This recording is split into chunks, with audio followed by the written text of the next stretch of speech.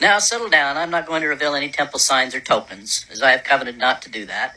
But I will be talking about some temple stuff, so if you're squeamish, then just move along. It's about being married, and it needs to be talked about. Being an Old Mormon couple, these are the endowment covenants that Mrs. Old Mormon made to her husband. Elohim says, "We will put the sisters under covenant to obey the law of their husbands and to hearken unto the counsel of her husband." Eve says, "Adam, I now covenant to obey your law." Being an Old Mormon couple, I covenanted and promised that I would preside in the marriage, and we both promised to keep all of the laws, rites, and ordinances pertaining to the holy order of matrimony in the new and everlasting covenant. Because of these covenants, we've been blessed as a couple to have a clear understanding of the nature of our relationship. Likewise, in my employment, I've always found it better to have a clear chain of command. Although these covenants have been changed for those going to the temple lately, our original covenants are still valid. Any two-bit lawyer will tell you that one party can't retroactively change a covenant.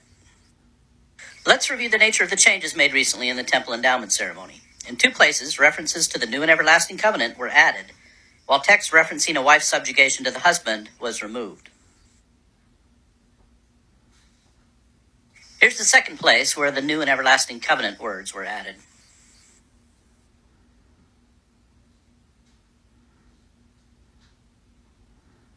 So we've replaced direct reference to the wife being subject to the husband with this thing called the new and everlasting covenant.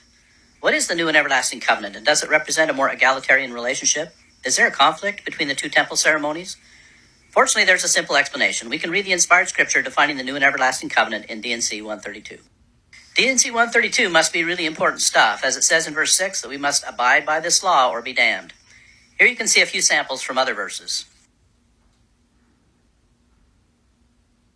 D&C 132 clearly shows that a man is given a wife, he receives a wife, he inherits a wife belongs to him, she is his property.